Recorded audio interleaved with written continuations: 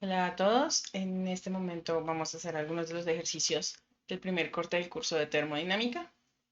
Voy a resolver cada uno en un video por separado y pues vamos a tratar de dejarlo lo más descrito y lo mejor descrito posible cada uno de ellos. Entonces los invito a que vayan desarrollando el ejercicio al tiempo conmigo. Voy a ir corrigiendo también algunos errores en la redacción que tiene el documento de Word que tenemos aquí presentado. Entonces, el ejercicio plantea lo siguiente. Tenemos un dispositivo de cilindro émbolo que contiene 50 kilogramos de agua, 150 kilopascales y 25 grados Celsius. El área de sección transversal del émbolo es de 0,1 metros cuadrados y se transfiere calor al agua. Parte de ella entonces se evapora y se expande. Cuando el volumen alcanza 0,2 metros cúbicos, ese es uno de los errores, el émbolo alcanza un resorte lineal cuya constante es 100 kilonewtons por metro. Se transfiere más calor y el émbolo sube 20 centímetros. Determinar la presión y temperatura en el estado intermedio, o sea, justo cuando toca el resorte, y la presión y la temperatura en el estado final, hacer los diagramas que corresponden. Ese es el ejercicio que vamos a estar desarrollando. Entonces, vamos a arrancar con representar lo que está sucediendo en el sistema. Esa es la primera tarea que tenemos en este caso. Entonces, primero, lo más importante que nos dice el enunciado es que estamos haciendo un ejercicio con agua. ¿Eso qué quiere decir? Que vamos a usar probablemente las tablas que tenemos de agua. Tenemos a nuestra disposición tablas de líquido saturado, de líquido comprimido, de equilibrio líquido-vapor y de vapor sobrecalentado para el agua. Entonces, para que nos guiemos y sepamos y estemos muy conscientes de que todas las propiedades que estamos buscando son del agua.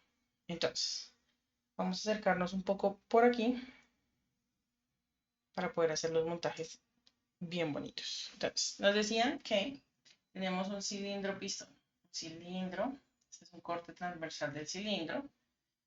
Y que ese cilindro tiene agua, tiene un pistón que está a determinada altura. Y esa agua se encuentra a 150 kilopascales, a una temperatura de 25 grados centígrados. Y tiene un área transversal. El área transversal de este émbolo es 0,1 metros cuadrados.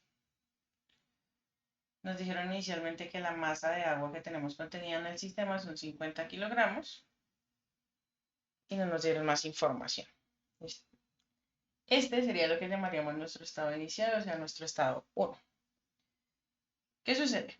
Nos dicen que después yo le agrego calor al sistema. Entonces imagínense ustedes algún elemento calefactor generando una llama o generando y transfiriéndole calor al sistema. ¿Listo? Entonces, él se calienta, parte del agua se evapora y se expande. Ya nos están diciendo que parte del agua se evapora y se expande, entonces mueve el émbolo. Y dice que lo mueve hasta un punto en el que él toca un resorte lineal que hay puesto sobre el émbolo. Entonces significa que aquí estaba el resorte y seguramente el resorte estaba aquí, lejos, y subió y se desplazó hasta que toca el resorte. Ese es lo que llamaremos nuestro estado 2 o nuestro estado intermedio. Dice que también, después de que toca el resorte, se sigue calentando. Entonces yo sigo teniendo aquí una fuente de calor en el cilindro, lo caliento de alguna forma y eso hace que se desplace aún más el pistón. Como aquí estaba el resorte, pues imagínenselo mucho más tenso y generando pues presión sobre el émbolo que estamos moviendo, que el calentamiento está generando el movimiento. Listo. Esta es la situación en físico. ¿Qué otros datos nos da el problema? Nos dice que en este punto intermedio, justo cuando toca el resorte, el volumen que hay adentro del pistón es 0,2 metros cúbicos. ¿Qué más información nos dieron? Nos dijeron que lo que se desplaza después de que toca el resorte, o sea, esta distancia D, son 20 centímetros. Y nos dice también que la constante del resorte K son 100 kilonewtons por metro. Esa es toda la información que nos dio el ejercicio. ¿Cuáles son las principales incógnitas que tenemos? Nos están solicitando la presión y la temperatura en cada uno de estos puntos.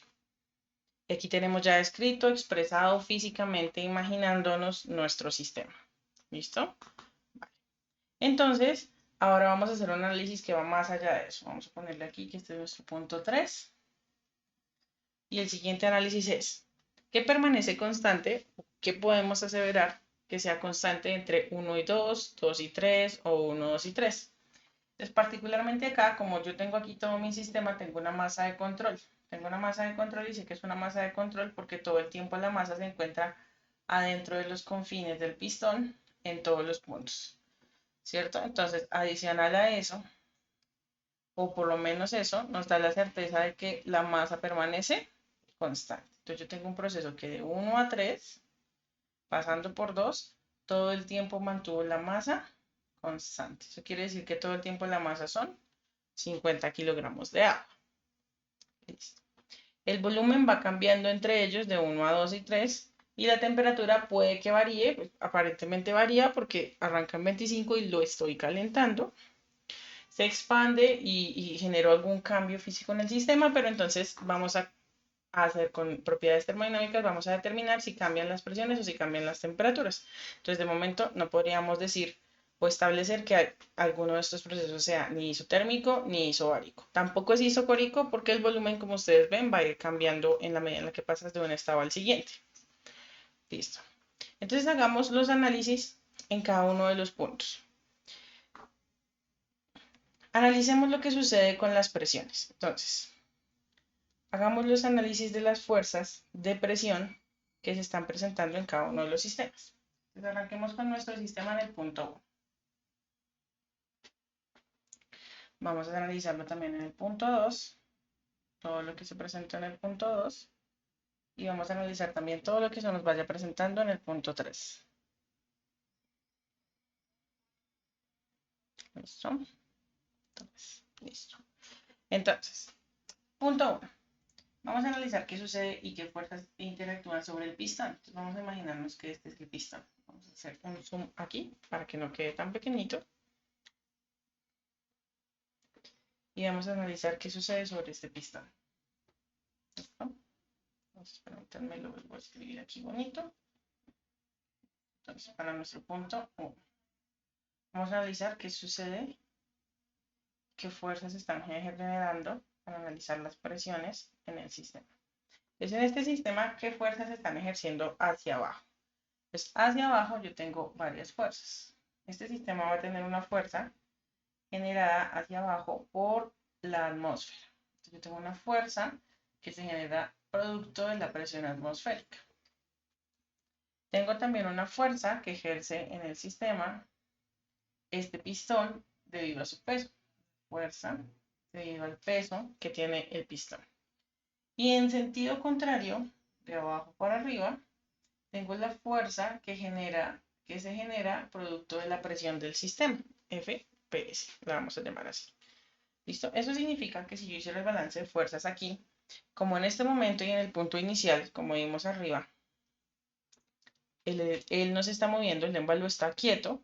Entonces, en ese momento en el que estamos haciendo este balance, el balance de fuerzas hacia abajo y el de hacia arriba debe darnos 0 porque no está en movimiento. Eso significa que la F de la presión atmosférica, la fuerza generada por la presión de la atmósfera, más la fuerza generada por el peso del pistón, menos la fuerza generada por la presión del sistema, la presión del líquido o el agua que tengo adentro, esto debe ser igual a 0. Listo. Hasta ahí vamos bien. Resulta que lo que me dicen en el ejercicio es que la presión atmosférica, la fuerza que se genera por la presión atmosférica entonces, más la fuerza que se genera por el peso del pistón, termina siendo igual a ¿cuál? A la fuerza que tenemos de la presión del sistema. Entonces, a la fuerza que me genera por presión el sistema que tengo adentro, o sea, el agua. Esto es interesante porque a nosotros nos dieron el dato de la presión. En el punto 1 la presión son 150 kilopascales. Eso significa que este balance que está hecho en términos de fuerza lo puedo hacer en términos de presión. ¿Por qué? Porque como ustedes también saben, una presión es igual a una fuerza por unidad de área. Entonces, ¿qué sucede si divido por el área en ambos lados de la ecuación? Esto se me convierte en presiones. ¿El área cuál? El área transversal. Resulta que yo tengo el dato del área transversal, pero veamos si lo necesito. Entonces, la fuerza que se genera por la presión atmosférica sería la presión atmosférica.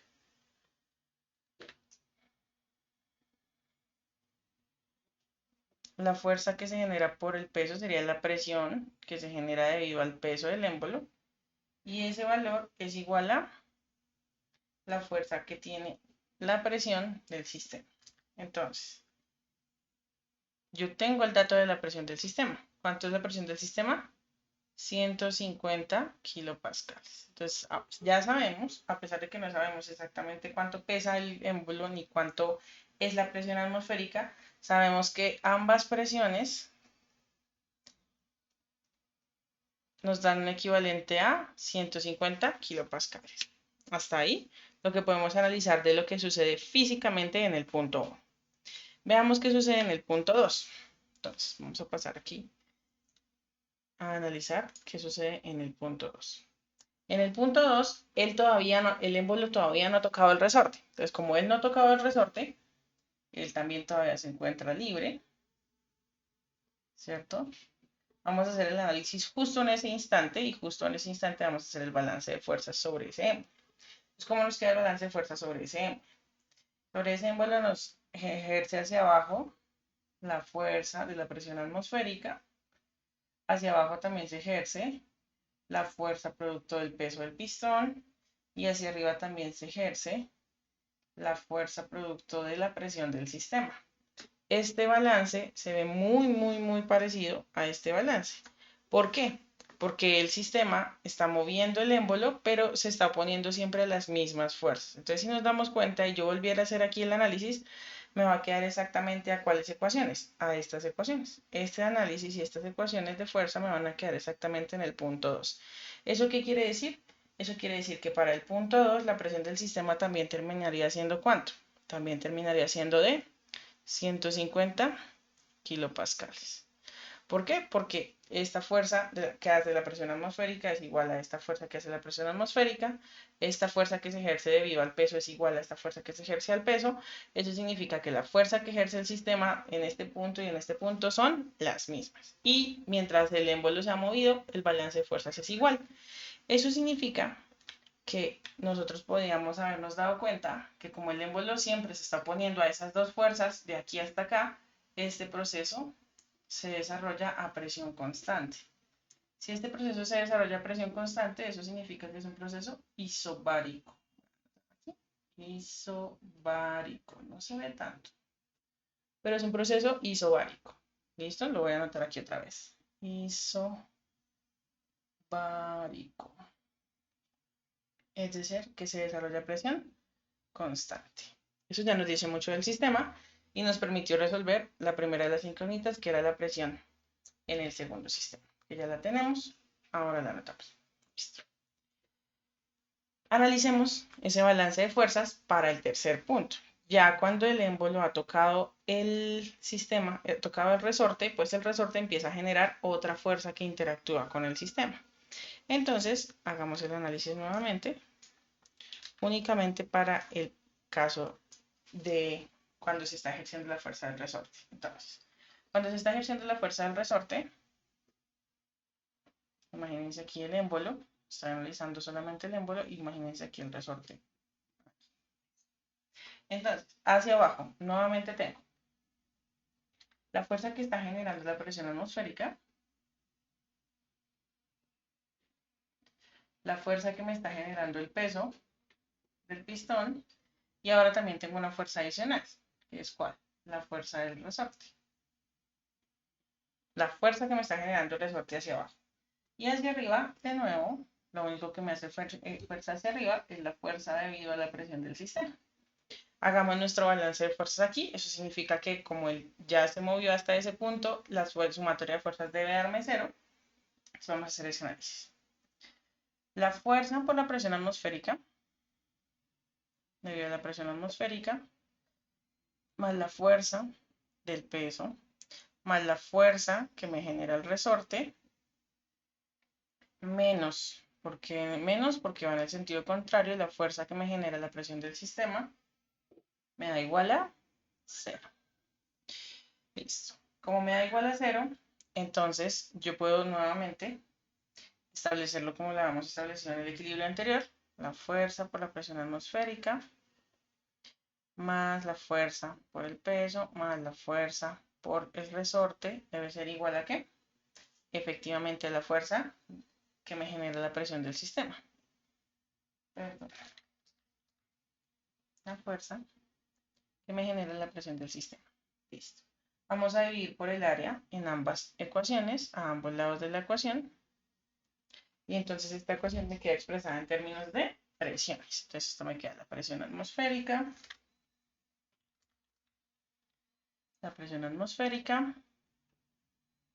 más la presión generada por el peso del pistón, más la presión que me genera el resorte, es igual a la presión que tengo adentro del sistema. La presión que tengo adentro del sistema. Listo. De los ejercicios anteriores, y esto es muy interesante y muy importante en este caso en particular, nosotros ya sabíamos que la presión atmosférica más la presión del pistón tienen un valor, que ¿cuánto era? Era 150 kilopascales.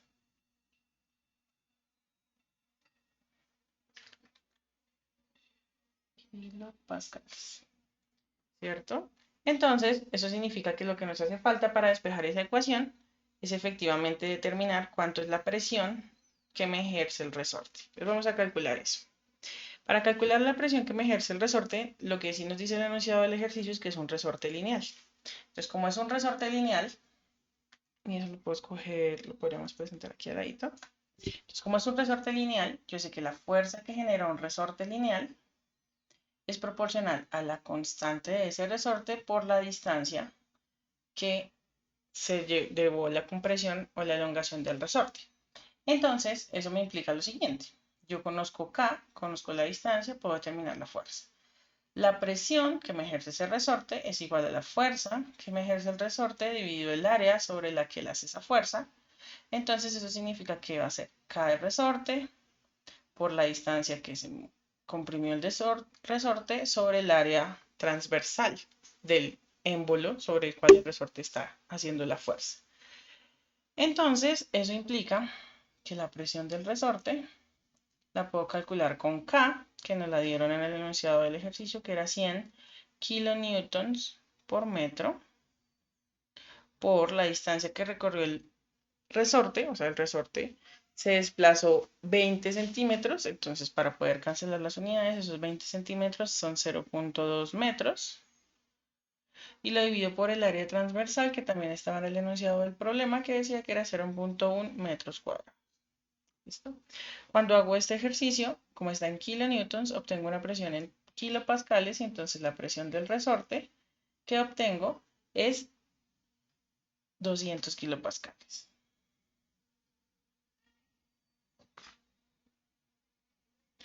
Perfecto. Eso significa que para el estado 3 yo ya puedo determinar cuánto es la presión del sistema. Porque con esta última ecuación que teníamos, mi presión en el sistema en el estado 3 es igual a los 150 kilopascales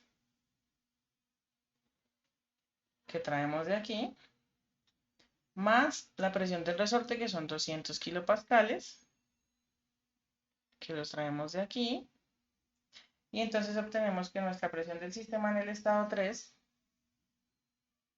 es igual a ¿cuánto? A 350 kilopascales. Entonces miren que aún sin haber efectuado ningún cálculo ni ninguna determinación de propiedades termodinámicas como tal del agua, ya podemos saber cuáles eran las presiones de este sistema. ¿Ven? Entonces, ¿qué tenemos acá? Podemos ir llenando acá nuestro diagrama donde teníamos las incógnitas y es donde podemos establecer mientras tanto que la presión en el segundo punto son 150 kilopascales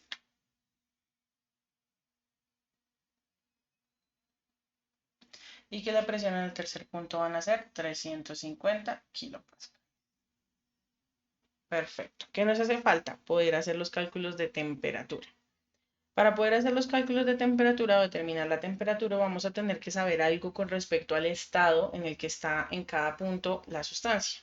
Entonces vamos a hacer esos diagramas, los diagramas de presión, volumen específico y temperatura, volumen específico, para que nos ayuden a determinar en qué estado o en qué momento o en qué punto del diagrama se encuentran en cada punto del proceso.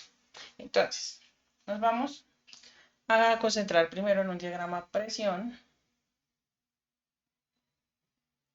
volumen específico. ¿Por qué presión y volumen específico? Pues yo opto por presión y volumen específico porque yo tengo más datos de presiones, entonces me va a ser mucho más fácil construir la gráfica. El volumen específico en esta gráfica va a estar en metros cúbicos sobre kilogramo.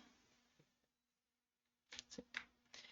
Permítanme un segundo y vemos que nos alcance el espacio para hacer las otras gráficas. Perfecto. Entonces vamos a concentrarnos en hacer este diagrama nada más. ¿Listo? Ustedes saben que yo dibujaría mi domo de mi equilibrio líquido-vapor de esta forma para el agua. Y entonces trazaría las líneas de presión constante y de temperatura constante. Entonces, del equilibrio líquido-vapor del agua, las líneas y de cualquier sustancia, yo sé que las líneas de temperatura constante vienen en forma descendente en el diagrama. Entonces vamos a arrancar aquí. ¿Con cuál? Vamos a arrancar aquí con una línea que tenemos importante, que es la del primer punto, que es la de 25 grados centígrados. Entonces mi línea de temperatura constante T igual a 25 grados centígrados sería esta línea. Tengo que trazar otra línea muy importante que sería la de 150 kilopascales. Entonces yo tengo aquí una línea de la que en este instante no conozco la temperatura. Y tendría la de 350 kilopascales.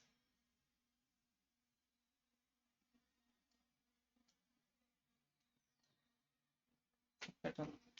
La de 350 kilopascales en las que en este momento tampoco conozco la temperatura. Pero sí sé que esta línea de equilibrio líquido-vapor es la de 150 kilopascales. Y esta línea sería aquí a este nivel, 350 kilopascales. ¿Listo? Listo. ¿De dónde puedo determinar esas temperaturas? Entonces, para poder determinar esas temperaturas, yo puedo acudir y aludir a mis tablas de equilibrio líquido-vapor. Entonces, voy a ir a buscar a mis tablas de equilibrio líquido-vapor y las voy a buscar a diferentes presiones. Entonces, ¿por qué la voy a buscar empezando por presiones? Porque los datos que tengo por lo general son presiones. Entonces, a 150 kilopascales, miren que la tabla está en kilopascales, a 150 kilopascales la temperatura de saturación son 101.35 grados Celsius. Eso significa que este valor, a una presión de 150 kilopascales, la temperatura de saturación dijimos que son 111.35 grados centígrados. ¿Listo? Y para mi línea de 350 kilopascales, debo a 350 kilopascales y me da 138,36. 86, perdón. Entonces son 138,86 grados centígrados. Listo. Entonces tengo mis líneas de temperatura constante, mis líneas de presión constante y vamos a ver de los datos que tengo qué estados puedo ya determinar. Entonces veamos. Teníamos la información del estado 1, teníamos que en el estado 1 teníamos 150 kilopascales y teníamos 25 grados centígrados.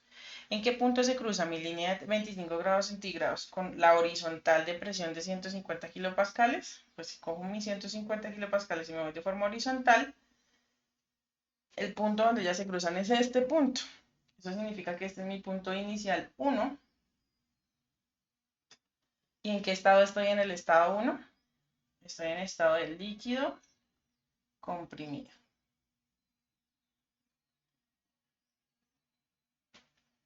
¿Listo? Entonces significa que el proceso en el momento 1, donde teníamos todavía toda el agua, está toda como líquido y en ese momento se encontraba como líquido comprimido. Listo. Sabemos que de 1 a 2 el proceso fue isobárico. También por eso es estratégico haber hecho este diagrama, porque un proceso isobárico en este diagrama se debe ver como una línea horizontal. Entonces, si yo trazara una línea horizontal perdón, como supimos que aumentó el volumen y la masa es constante, probablemente el volumen específico aumente. Entonces se va a ubicar sobre esta horizontal. ¿Cuál es el detalle? Que necesitamos saber hasta qué punto se desplazó o se llevó a cabo ese proceso isobárico. Y ese punto me lo va a indicar ¿cuál? El volumen específico. Entonces determinemos el volumen específico en el punto 2. Eso nos implica volver a nuestras fórmulas y venir a nuestros balances que estábamos haciendo para el punto 2. Entonces para el punto 2 sabemos que el volumen específico se calcula como el volumen dividido por la masa. En el punto 2 conocíamos el volumen. ¿Cuánto era el volumen? 0.2 metros cúbicos. Y conocíamos la masa, claro, porque permanece constante en todo el sistema. Eso nos da 50 kilogramos. Eso nos da un total de volumen específico de 0.004 metros cúbicos. O 4 por 10 a la menos 3 metros cúbicos. ¿Listo? Por kilogramo. Entonces ya tenemos el volumen específico. Como ya tenemos el volumen específico del punto 2, tenemos que venir a ubicarlo en el diagrama. El único inconveniente con ubicarlo en el diagrama es que necesitamos saber en qué punto del diagrama ubico ese 4 por 10 a la menos 3. Para poder saber en qué punto, pues lo ideal es poder calcular o determinar estos extremos de la línea de 150 kilopascales. ¿Por qué? Porque eso me dirá si está en medio de estos dos puntos, más a la derecha o más a la izquierda. Entonces, ¿cómo determino esos puntos? Este punto será B sub F y este punto será B sub G a la temperatura, a la presión de 150 kilopascales y la temperatura de 111. Entonces, si vamos a las tablas y leyera B sub F a 150 kilopascales es 1.053 por 10 a la menos 3.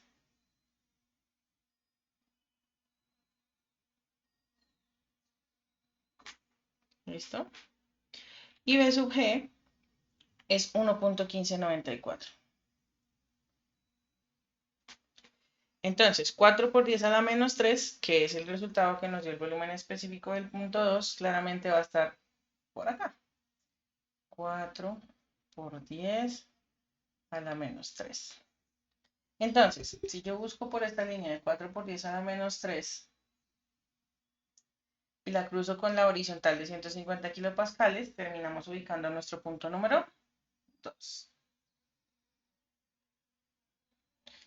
Y ese punto número 2, entonces es una mezcla de líquido con vapor. Listo. Yo sé que el proceso entre 1 y 2 fue isobárico. Eso significa que tengo completa certeza de que el proceso para llegar de 1 a 2 se dio por esta línea recta. Pero vamos a ponerlo como en más oscurito para que tengamos esa certeza. ¿Listo? Perfecto. Ahora nos falta el punto número 3. Entonces, ¿cómo ubicamos el punto número 3?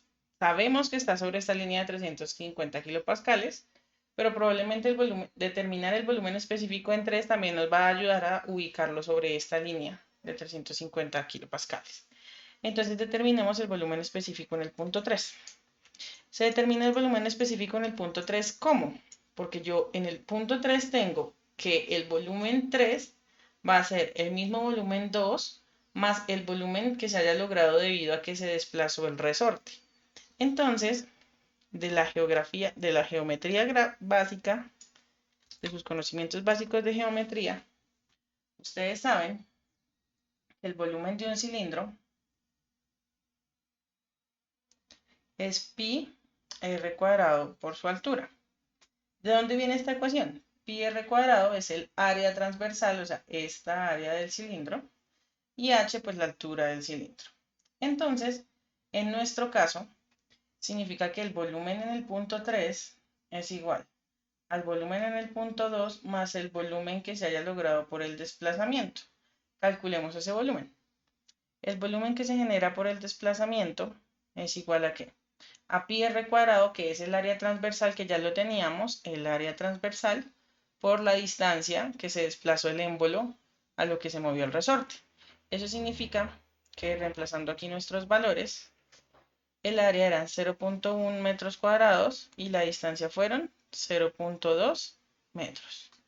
Eso al final entonces nos da 0.22, perdón, 0.02 metros cúbicos. 0.02 metros cúbicos. Como nos da 0.02 metros cúbicos, entonces yo ya puedo conocer el volumen en 3. El volumen en 3 es igual a el volumen en 2, que era 0.2 metros cúbicos, más 0.02 metros cúbicos. Y al final entonces obtenemos que el volumen en 3 es 0.22 metros cúbicos. Hasta ahí vamos con el volumen total del recipiente, el volumen total del sistema. Pero para ubicarlo en el diagrama necesitamos el dato del volumen específico. Entonces vámonos a calcular el volumen específico en el punto 3. Esta vez voy a hacerlo naranja. El volumen específico en el punto 3 es el equivalente al volumen en 3 dividido por la masa. Entonces, el volumen en 3 es 0.22 metros cúbicos y la masa son 50 kilogramos. Eso nos da como resultado de volumen específico 4.4 por 10 a la menos 3 metros cúbicos sobre kilogramo. Listo. Entonces, como ya tenemos el valor del volumen específico en el punto 3, podemos volver a nuestro diagrama. Tenemos nuestro diagrama acá. 4.4 por 10 a la menos 3, claramente va a estar más a la derecha, lo voy a hacer exageradamente a la derecha. Por 10 a la menos 3 metros cúbicos sobre kilogramo. Si yo me llevara esta línea de 4.3 por 10 a la menos 3 hasta la línea de 350, yo encontraría este punto. Me hace falta un dato para estar certeza y cierta, tener total certeza de que ese punto va ahí. Y es que sería ideal que no se me pasara de qué punto, que no se me pasara de este punto. Entonces veamos y determinemos cuál es este punto. Este punto sería B sub G, pero ¿a qué presión? A 350 kilopascales. Entonces B sub G a 350 kilopascales, ¿cuánto es? B sub G a 350 kilopascales es 0.52. Entonces tenemos completa certeza de que este punto naranja sí se encuentra a la izquierda del punto de 0.52. Entonces lo tenemos bien ubicado. Podemos marcarlo acá y será nuestro punto número 3. Listo. ¿Qué nos hace falta? La trayectoria entre 2 y 3. ¿Cómo hago para saber? En principio, tú no tendrías certeza de qué trayectoria siguió el sistema para llegar de 2 a 3. Pero resulta que tú sabes que de todo lo que hicimos de física abajo, la presión del sistema resultó siendo proporcional, ¿cierto? La presión del sistema resultó siendo la presión del punto 2 más la presión que generaba el resorte, o sea, K por D sobre el área. ¿Listo? Y también sabes que el volumen del sistema resultó siendo el volumen inicial más el área por la distancia. Entonces, si despejáramos, por ejemplo, la distancia, en cualquiera de los dos casos, nos va a dar que la presión termina siendo proporcional a la distancia. Miren que resulta proporcional a la distancia. El volumen también es proporcional a la distancia que se desplaza el sistema, por lo cual estas dos variables, tanto presión como volumen, resultan siendo directamente proporcionales. Entonces, por ese principio de proporcionalidad, tenemos total certeza, voy a hacerle el mismo brillito que le hice a la otra línea, total certeza de que esta línea es una línea recta, porque son proporcionales. ¿Listo? Entonces, miren, ya logramos ubicar nuestros 3 puntos en el diagrama. Y como estos puntos están en un punto en donde hay equilibrio líquido-vapor, las temperaturas las podemos conocer porque van a ser las temperaturas de saturación, es decir, las temperaturas de estas líneas que acabamos de trazar. Entonces, para responder al ejercicio inicial y dar ya cierre a la incógnita que teníamos, la temperatura en el estado 2 será 111.35 grados centígrados y la temperatura en el estado 3 van a ser 138.86 grados centígrados. Listo. Teniendo eso en mente y conociendo ese proceso, podemos generar el otro diagrama que era el reto de este ejercicio. Pero lo podemos hacer teniendo en cuenta el diagrama de presión-volumen, ya que aquí tenemos toda la información. Construir el otro diagrama es más fácil si ya tenemos uno de ellos totalmente descritos. Entonces voy a borrar esto para facilitar el diagrama. Y entonces nos quedaría nuestro diagrama temperatura-volumen específico. Temperatura en grados Celsius. Y volumen específico en metros cúbicos sobre kilogramo. Dibujamos nuestro domo de equilibrio líquido-vapor. Y trazamos nuestras líneas de presión constante. Las líneas de presión constante van subiendo. Entonces, nosotros solo tenemos dos presiones en el sistema. Tenemos la presión de 150 kilopascales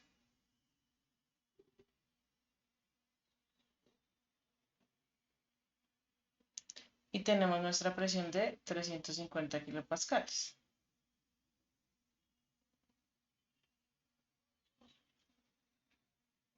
Esas son nuestras líneas de presión constante. ¿Qué temperatura tenemos aquí con 350? 138.86 de aquí. Y a 150 la temperatura que encontramos aquí es 111.35. Por acá tendríamos el punto inicial que es más abajo, que serían 25 grados centígrados. Entonces, ubiquemos los puntos. Nuestro primer punto era 150 kilopascales y 25 grados centígrados. Haciendo el cruce, nuestro primer punto nos da en este punto. ¿Cierto? Conocemos nuevamente el B sub F a 150, que ya nos había dado en la gráfica anterior 1.053 por 10 a la menos 3. Conocemos su B sub G, que nos había dado 1.1594. Y conocemos también este B sub G, que nos habíamos determinado que era 0.52. Entonces, podemos ubicar los otros volúmenes específicos que serían. Podemos ubicar en este punto 4 por 10 a la menos 3. Podríamos ubicar un poquito a su derecha. 4.4 por 10 a la menos 3. Y entonces sabríamos que 4 por 10 a la menos 3, la presión de 150 kilopascales, este sería nuestro punto 2. Y con 4.4 por 10 a la menos 3 de volumen específico y una presión de 350 kilopascales, este sería nuestro punto final. Ahora, nos hace falta la trayectoria. Pues la trayectoria entre el punto 1 y 2 es isobárica, entonces él tiene que hacer esto, entrar por aquí y moverse así horizontalmente. Entonces, esta sería la trayectoria. Voy a dibujar de nuevo con el brillo que teníamos antes. Así. Y del punto 2 al 3, en este diagrama, si la temperatura y el volumen específico en ningún punto se nos especifican que sean proporcionales. Entonces, en este caso, esta línea sería punteada entre el punto 2 y el punto 3. Y eso es todo. Entonces, en este ejercicio hemos podido desarrollar y caracterizar en qué estado se encontraba en cada uno de los puntos del sistema y cómo se dio todo el proceso. Espero que les haya podido quedar claro. Espero que esta tableta nueva me haya facilitado que ustedes me entendieran. Tengo muchos colores, me gusta mucho esa paleta de colores y pues quedo muy atenta a cualquier duda que les pueda surgir resolviendo este ejercicio. ¿Listo? Muchas gracias a todos y por favor corrijan los ejercicios si no lo hicieron de esta forma, por favor corríjanlo y espero que sigan viendo los demás ejercicios que realicemos y que carguemos en este canal. Muchas gracias.